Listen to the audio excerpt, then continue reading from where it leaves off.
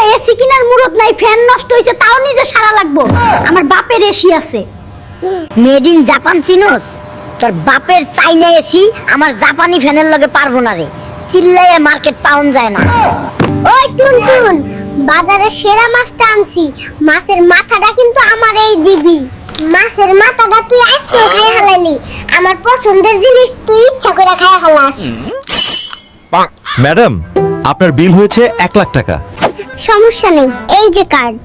ওই টুনটুন, আমার এত বড় ক্ষতি করলি, তুই আমার কার্ড থেকে 2 লাখ টাকা মাইরা দিছিস। মিথ্যা কথা কইবি না, আমি 1 লাখ ঝাড়ছি আর তুই 2 লাখের দোষ দিলি। আজ তোর খবর আছে।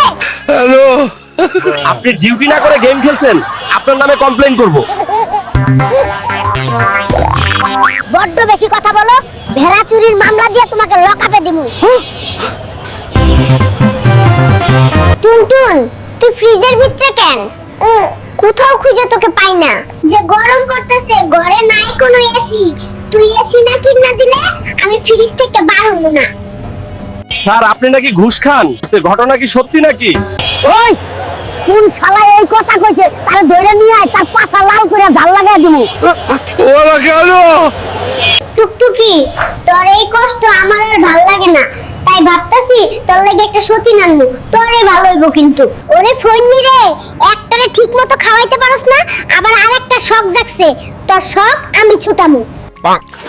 স্যার, আপনি এভাবে ভুঁড়ি মালিশ করছেন, কাহিনী কি জানতে পারি? এটা কোনো ভুঁড়ি না, এটা গর্ব, পুরুষের অহংকার। হ্যালো।